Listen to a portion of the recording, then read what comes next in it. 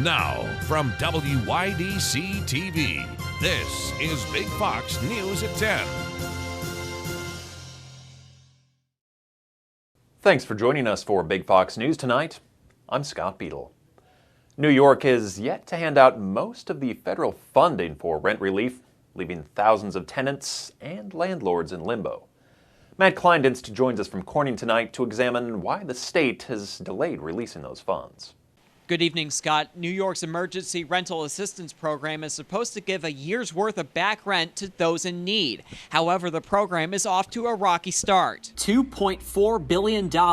That's how much money is waiting to go out to New Yorkers in need of rental assistance. The money comes from the last federal COVID relief package and will be distributed by New York's Office of Temporary Disability Assistance. Despite the online portal to apply for assistance opening up on July 1st, almost none of the money has been distributed. Meanwhile, the number of applicants has ballooned to over 160,000 people. The wait has drawn ire from the state assembly, who will be holding hearings in August to examine the application process and rollout of the funding. The Office of Temporary Disability Assistance says they released test payments on Monday and that 100,000 applicants will be getting money this coming week. Eligible residents are still encouraged to apply for rent relief on the OTDA website. Matt Kleindienst, Big Fox, WYDC in Corning. About 15 fire units responded to a barn fire overnight in Addison. Local fire departments were called to the fire around 2 in the morning on John Ryle Road. No one was inside the barn during the blaze. However, several animals were released from inside. A fire investigation team is examining the cause of the fire. Corning is unveiling a new line of Gorilla Glass to be used on smartphone cameras. The company says its DX and DX Plus glass is more scratch resistant and will improve image quality by allowing more light into the camera. Gorilla Glass has been featured on many smartphone screens, including the iPhone 12. Samsung will be the first to use the DX glass on its phone camera lenses. Should vaccinated people start wearing masks again? As Britt Conway reports, that's something the White House is considering. COVID by the numbers. Every day, the U.S. is averaging more than 40,000 new cases, but less than 58% of people 12 and up are fully vaccinated.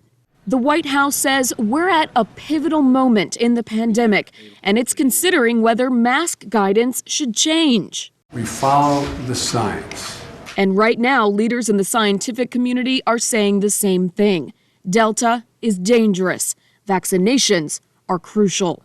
The Delta variant is indeed something that is like COVID of 2020 on steroids. The threat is now predominantly only to the unvaccinated. We do know that in our ICUs, we are seeing younger people intubated who are very sick or who are on the floors and are very sick. That should be a gigantic wake-up call. Earlier this year, the CDC dropped its mask recommendation for people who are vaccinated. But now the White House is holding preliminary conversations on whether that guidance should be revisited. What's happening now is all the major scientific operations in this country and the 25-person group we put together are looking at all the possibilities of what's happening now. And what's happening now is being called a pandemic of the unvaccinated. I'm Britt Conway reporting. The largest healthcare union in the U.S. is pushing back against a new COVID vaccination mandate made by one of the largest hospital groups in New York. Marcus Solis spoke with workers who are upset, who say this policy could cost them their jobs. When they say mandate, we say educate. They say mandate, we say educate. They protested near the front door, rallying against a policy that could show them the door. Healthcare workers angry over New York Presbyterian's requirement that all employees receive the COVID vaccine. How dare you treat people like heroes 1 minute and then cast them aside so easily the next moment? Not for the heroes that save lives in this institution, not for the heroes that save lives around the country. With 48,000 employees, New York Presbyterian is one of the largest health systems in the country. It's the only hospital group in the area that's making vaccination a condition of employment. We need time to educate people, not try and eliminate people. The rally was organized by the union that represents healthcare workers from cooks and custodians to technicians and registered nurses. It favors the policy announced yesterday by the city, which calls for weekly testing of unvaccinated public healthcare workers. With the news of the city not mandating they're going to be testing employees that decided not to get the vaccine, why can't we do that? I don't trust it right now. I feel like it's too soon. It's still in medical trials. It won't be in until 2023.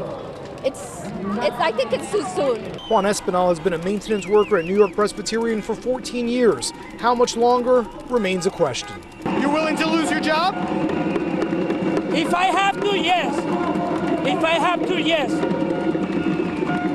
I don't gonna put something that I don't know what they put inside.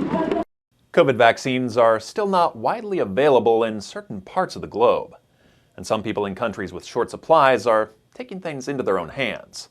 They're traveling to New York City to get vaccinated. Mike Sachs has more. We decided to game here. We just Googled it, and here we are.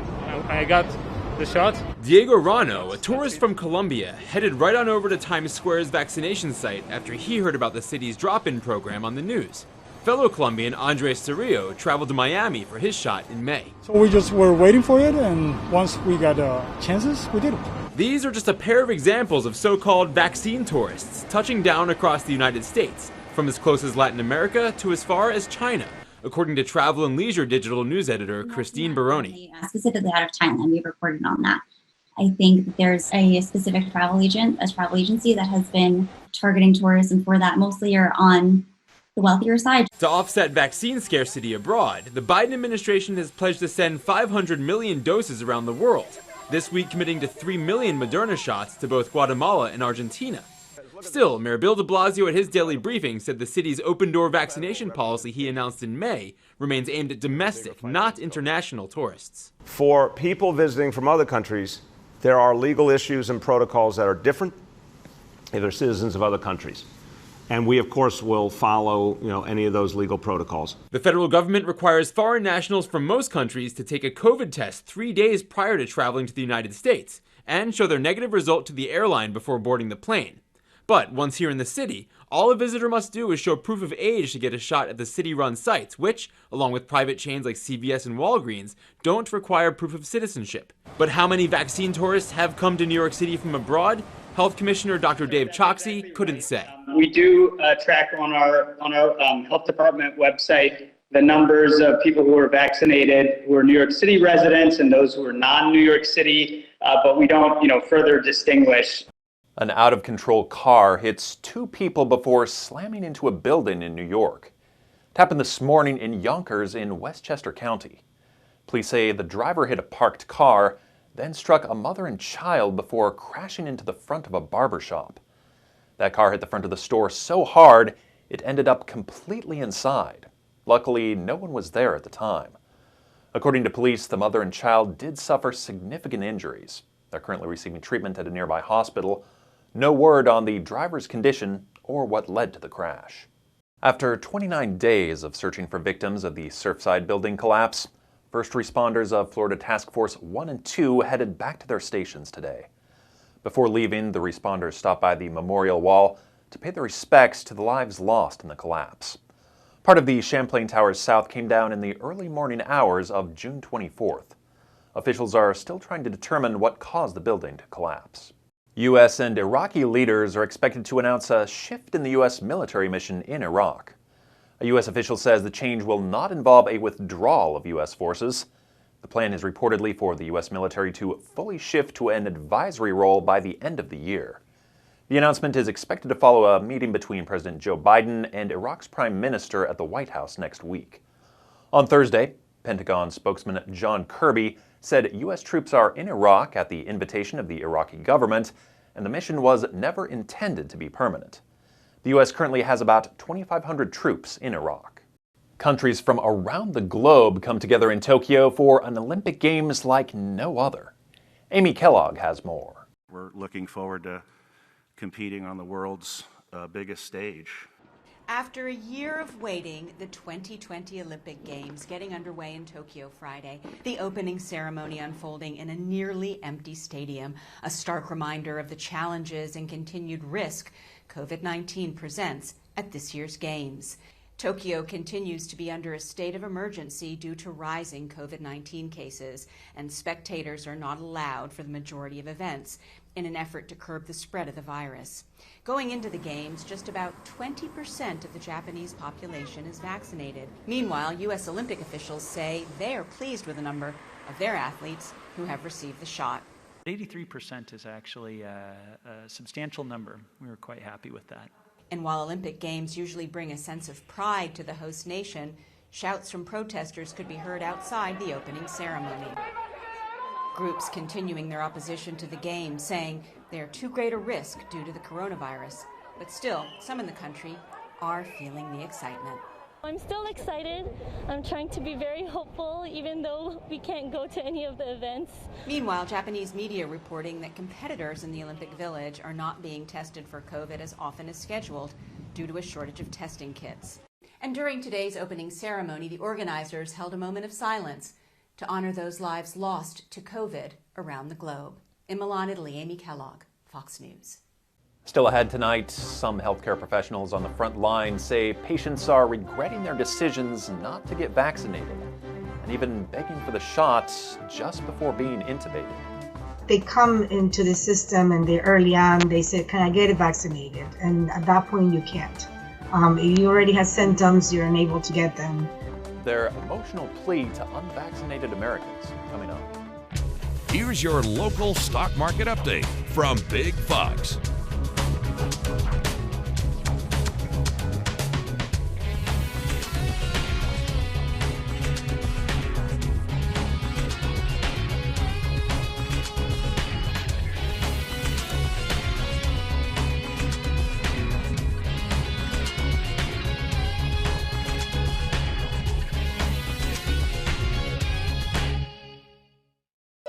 Now, your Twin Tiers forecast from Big Fox.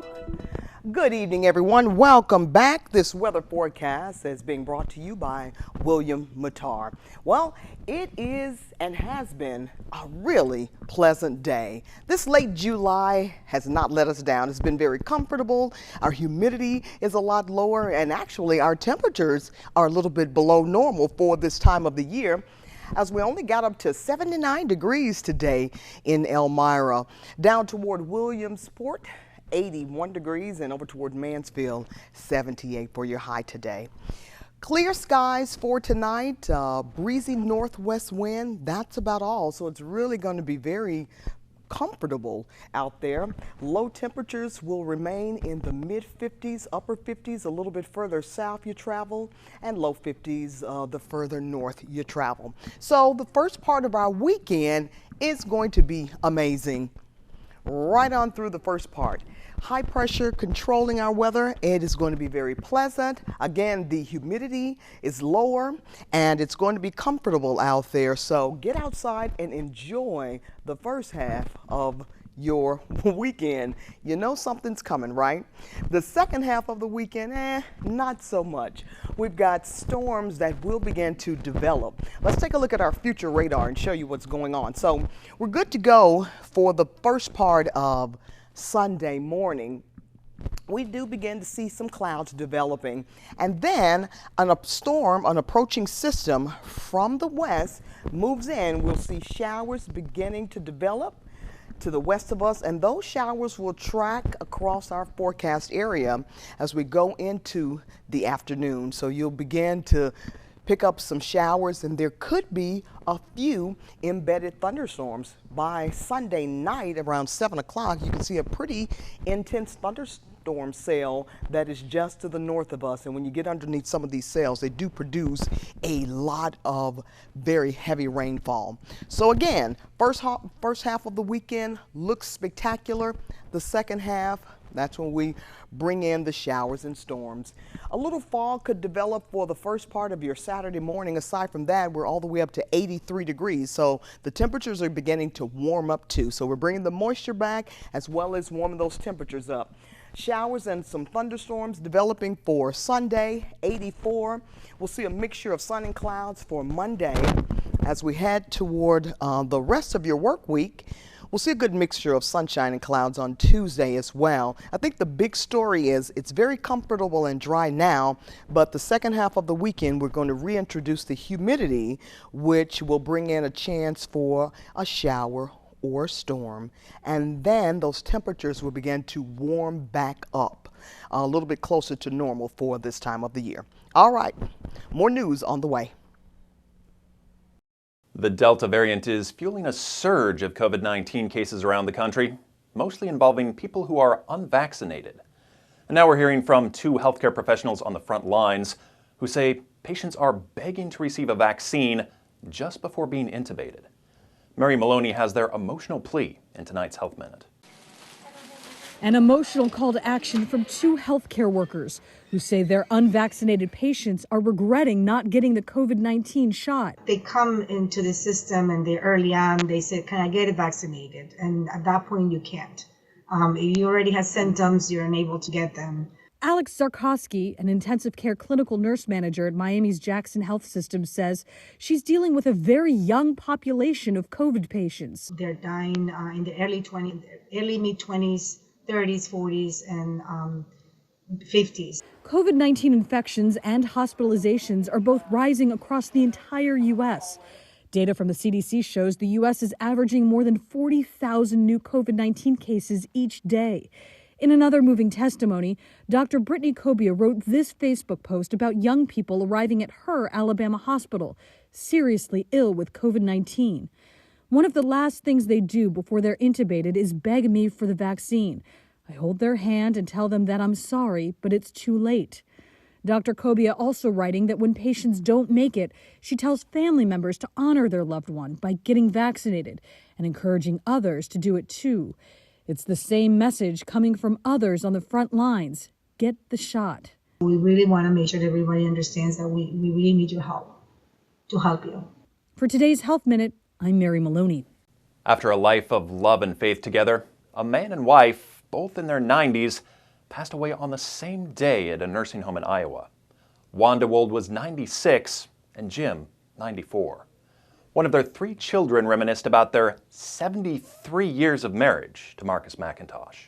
Candy Ainsler's Tuesday started well before sunrise. They called from the nursing home about 4 a.m. and said that she had passed. She and her sister went to the nursing home in Garner to be with their father, who shared a room with his wife when he found out Wanda, who had battled Alzheimer's for years, had passed away. He folded his hands with both of us on either side of his bed, and he said, "Thank you, Jesus. Thank you for taking her. And would you please take me now, too?" Hours later, Jim Wold, who was failing physically, got his wish. About 7 o'clock, I got the call that he had also passed. Candy says it is painful to lose both her parents on the same day, but she gets comfort from the fact her parents' marriage was based on love and faith, guided by the man above. They were very lucky and fortunate that he allowed them both to go the same day. My dad wouldn't have wanted to be here without her, so it was a blessing. Candy holds tight to the memories of her parents, who were married for 73 years. Memories of when they met retold on family video for their 70th wedding anniversary. Was it love at first sight when you guys met? I think it was, on my part at least. I don't know about her. Yeah. Oh, you know it was. I know it was. Stories of her father, who at 17 lied about his age to join the Navy. Not the only time he would be less than truthful about how old he was. My mom was 96, which she didn't like. She felt she robbed the cradle and Dad lied about his age. Candy says she will really feel the loss of her parents on special occasions. Tuesday, July 20th will always be sad, but the day will also be special. I just feel that it was definitely their time, and the Lord called them, and he called them in a beautiful way. And so I just hang on to that. Houses continue to fly off the market, with prices reaching new record highs in June. That's according to the National Association of Realtors. The median price for a home hit an all-time high of around $363,000. That's up some 23% over the past year. 90% of homes are selling within a month and are only on the market for an average of 17 days. The chief economist with the National Association of Realtors says home prices are not likely to go down anytime soon, thanks to the tight inventory. From being covered in flies to getting caught up in a little foul play at an amusement park. Plus, honoring the first responders who keep us safe. Stephen Annis has all that in today's Take a Look at This. It wasn't a lack of fuel that caused people to pass up this gas station in Nakusa, Wisconsin, but an invasion of mayflies. They would look and their car windows would be down a little bit because it was hot out. They would roll them up and be like this. No wonder. Thousands of the insects migrated across the street from the Wisconsin River, seemingly attracted by the lights during their 24 to 48 hour lifespan. On the windowsills alone, we had 6 inches of dead mayflies. Oh, yuck. Employees say it took more than 4 hours to clean up the mess. 2 young teens were celebrating a birthday at a New Jersey amusement park when this seagull decided to crash the party. And I mean literally crash right into Kylie Holman's face. The girls were on the park's slingshot ride when Holman got a real bird's eye view.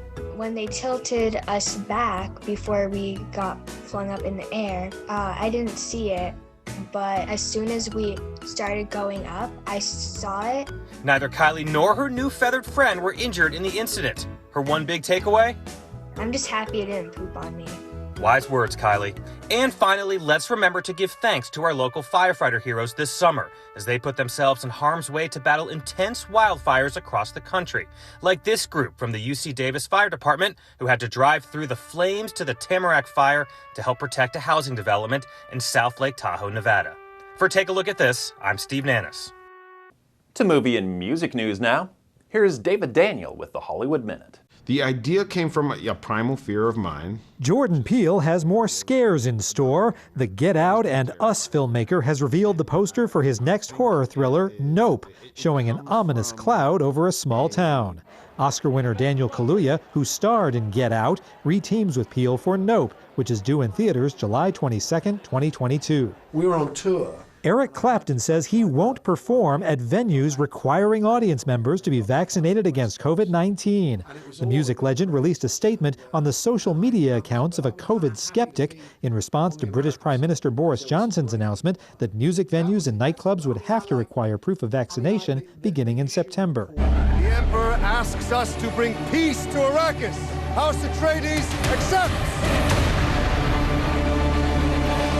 I know you. There's something awakening in my mind. You need to face your fears. Come with me. Timothée Chalamet dreams of Zendaya and fights to protect his family in the new trailer for Dune. The latest big screen take on the classic Frank Herbert novel arrives October 22nd. In Hollywood, I'm David Daniel. We want to leave you with a smile tonight. In sickness and health, these geese stick together. Arnold and Amelia went viral last week when Amelia tracked Arnold to New England Wildlife Center's Cape Cod branch. She just couldn't be apart from him while he recovered from foot surgery. Since then, the center says Arnold has been up and walking. Once he finishes his medication, then he'll be allowed back outside. The center was also able to set up a temporary pen so that Arnold and Amelia could share a meal. You see, Arnold and Amelia have been together for years. They live at a pond near the center. Thank you for joining us tonight. Have a great weekend.